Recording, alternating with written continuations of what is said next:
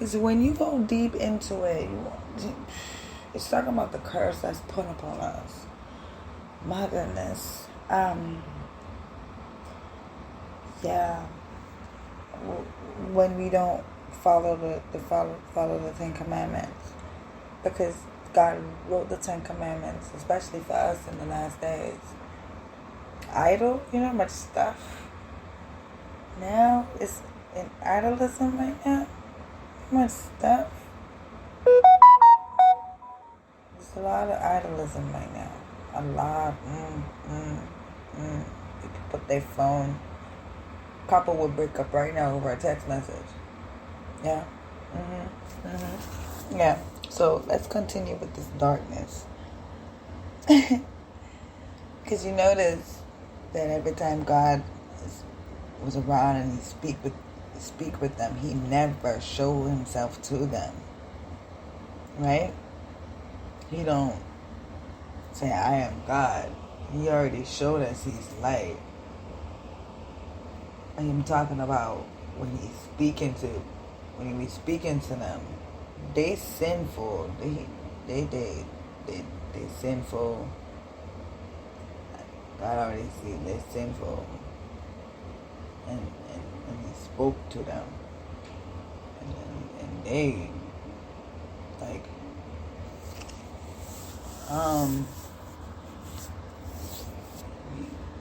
we don't want to die. that's all they could have said. And he gave them the Ten Commandments. That's why they stayed in the wilderness and wandered in the wilderness, walking until they got to the promised land. 40 years. So all the elders died and the offsprings were there, able to walk in to the promised land. I mean, all that was old and elderly who was praising and dancing to the statue, and all the people that, like right there, God showed them, like, the ones who, like, of God, they live to be old. And the offspring of those who wasn't doing it, their children was able to live on. Like, God made a point then and is making a big point now, because everybody forgot about Jacob.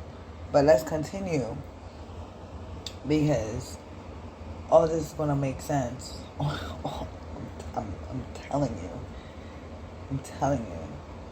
So this is in Deuteronomy. It's basically God is explaining the Ten Commandments, and Moses gave his commandments to the people who don't want to follow God. Right? He made it be known what he was doing. Right? So he telling them what would happen to their generations on generation that would happen. That's why bad things happen now. Because you can see for yourself that there's not a lot of people out there that actually like doing the following with God. They're not walking these Ten Commandments and being holy and righteous. And that's what God wants us to be, holy and righteous. As the people before us, He wants us to be like that. And that's what the whole point about this Bible, the Bible, the Holy Scriptures. We have it so we can learn to be like the people before us. Because we didn't start this tribe, they did. And we're just the offspring of the tribes that scattered. The land who birthed us, they didn't scatter us, who birthed us for us to be of other nations, because we were birthed from other nations, but our root, where we are birthed from, is from Israel. We were birthed from Israel. Her. We were birthed from her. And God is telling us that all the generations will be cursed. And you can look down and you see all the curses. Pain and agony that we will go through. Suffering. But in great suffering, we learn character. We learn how to be a person. And not learning to base off our emotions, because this world is full of sin. And all these sinful things came from Satan. Jealousy, pride, greed, gluttony, all that other stuff. It came from Satan. It didn't come from God. And we are learning these things. It's among us. And plainly God is telling us what darkness is. Darkness is bad stuff. And he got nothing to do with the bad stuff. It just happened because sin is here. And he gives us choices, so you choose to sin or not. But we say we love every day. So I love my family every day. Right? And we say we love God every day. And every day you open up your eyes and you talk, you say, breathe in and out, you're saying the name of God. So from the start, he already told us everybody's praising God. Everybody's saying the name of God without even knowing it. Because he built life, and God is life. But you have life in the flesh, and he's trying to tell you how to get life in the spirit. And he's telling you darkness is on this world. So darkness is what he's trying to tell us what it is and how to walk while have the light, while we have the light, so we can see what's in the dark. That's basically what he's saying. So he's saying right here, and you shall grope at the noonday, as a blind man grope in the darkness. Pain and agony can't see. That's how it's going to be. In darkness, and you shall not prosper in your ways, and you shall be only oppressed and plundered continuously, and no one shall save you. Alright? That's not where we want to be. But the thing is, it's not like you don't know. He told you. He told you. And it's your choice if you want to listen or not. He's telling you what darkness is. There was void. He showed himself. And he's telling you that darkness have nothing to do with him. Because you notice that he's speaking from the fire. And you're of darkness, and he's trying to tell you how to get this holy fire.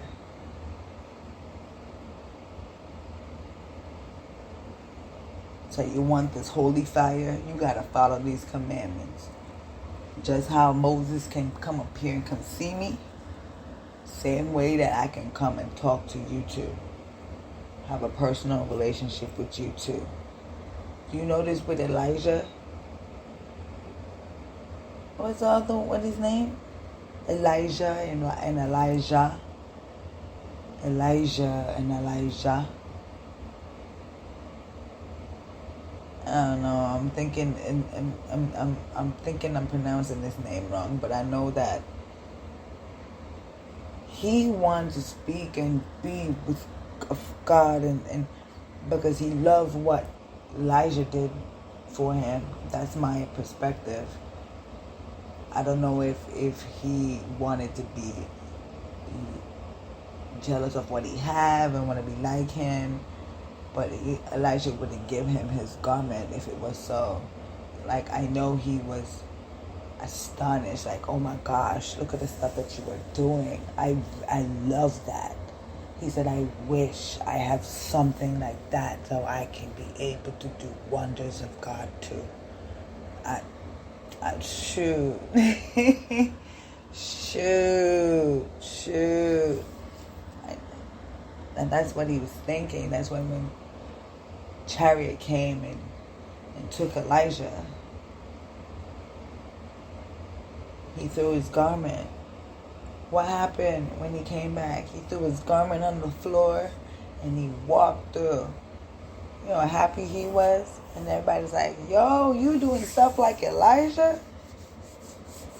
I know he felt good. Like, not only he's doing stuff for God, but he felt proud that he was there with Elijah. The same way, I guess, this Enoch's son felt when he went to heaven and come back. Like, wow, you went to heaven? And you know what? Before I get into the other verses, when I talk about darkness, the main reason when I brought that up, I would say main reason. I'm glad I brought it up. Now, I have the main I want to discuss when it comes to that, because even the Jews and the Muslims, because they arguing like that heaven don't exist, but they believe in Abraham and Moses. But what about Elijah and Enoch? You can't say, the Muslims can't say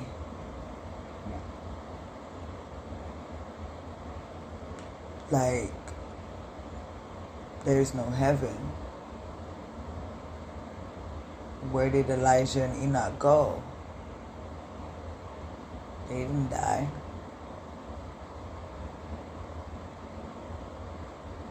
And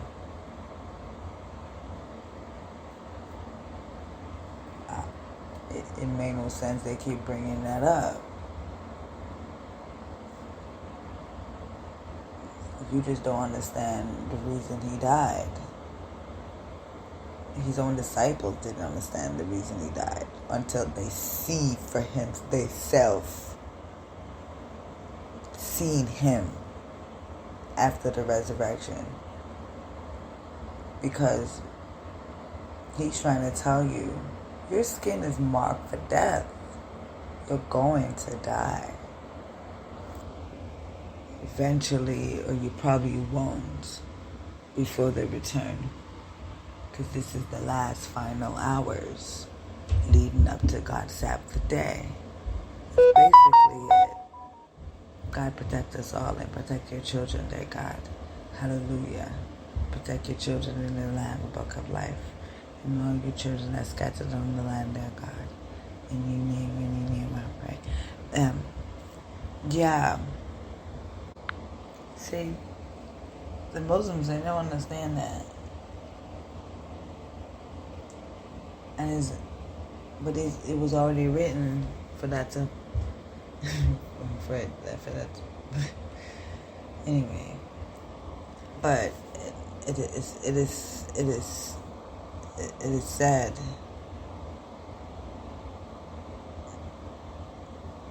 It's the curse why bad things happen. And darkness have nothing to do with God. And even he tells you the darkness of the deep. Now it can be felt. He said, you hear that now? You hear it? You heard that? But he put all these plagues and stuff. But this is in Deuteronomy. But I'm explaining more stuff that says about darkness.